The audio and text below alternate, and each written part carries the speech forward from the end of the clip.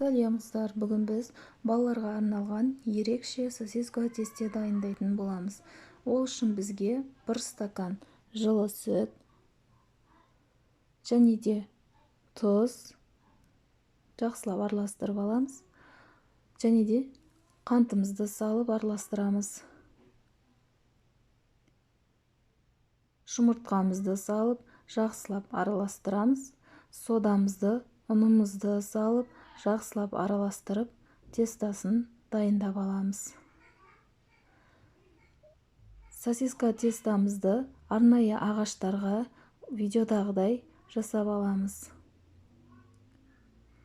Бұл сосискамыз өте ерекше, дәмі де өте дәмді, балаларға ұнайды деп ойлаймын. Осылай сосискаларымызды видеодағыдай ағашқа қыстырып дайындап аламыз.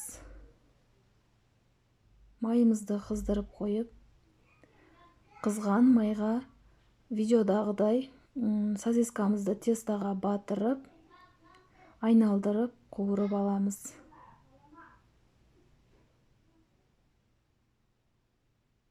Қызарғанша айналдырып, қуырып аламыз. Міне біздің сосиска тестеміз дайын болды. Өте дәмді, түрі де ерекше. Ас болсын.